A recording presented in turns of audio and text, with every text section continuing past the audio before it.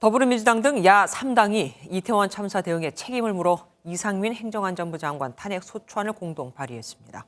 신중론에 부딪혀 잠시 보류했던 민주당, 결국 탄핵안을 당론으로 채택하며 의원 전원 이름을 올리고 모레 본회의 표결에 공언한 건데 사실 의석수가 많으니 민주당만으로도 처리 가능합니다.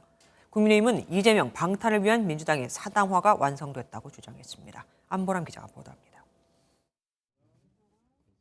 더불어민주당이 의원총회를 열고 이상민 행정안전부 장관에 대한 탄핵 소추안을 당론으로 채택했습니다.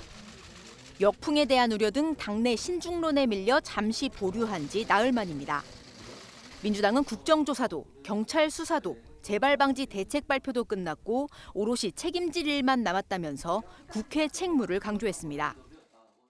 이상민만큼은 최법권으로 신성 불가침으로 여겨두는 듯합니다. 이제는 이 문제에 대해서 매듭을 지어야 할 때다라고 판단했습니다. 의총 뒤엔 정의당, 기본소득당과 함께 탄핵안을 공동 발의했습니다. 탄핵소추는 재적의원 과반 찬성으로 의결돼 민주당 단독으로도 처리할 수 있는데 탄핵안이 통과되면 이 장관의 권한은 헌법재판소의 결정이 내려지기 전까지 정지됩니다. 국민의힘은 즉각 반발했습니다.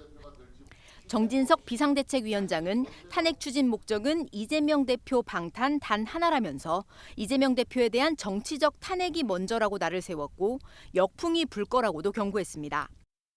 헌법재판소에서 탄핵 심판이 기각되는 순간 더불어민주당은 국민의 준엄한 심판과 엄청난 후폭풍에 직면하게 될 것입니다.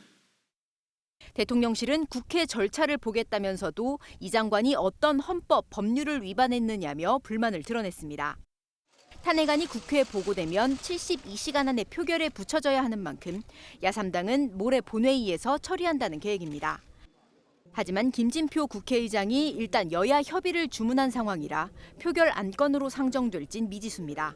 MBN 뉴스 안보라입니다. 안녕하세요. 김주하입니다. 공정하고 신속한 MBN 뉴스, 유튜브를 통해서도 만나보실 수 있습니다. 특히 더 많은 뉴스와 라이브를 보고 싶으시다면 오른쪽을 눌러서 구독하시면 됩니다. 어렵지 않죠? 빠르고 정확한 뉴스로 계속 찾아뵙겠습니다.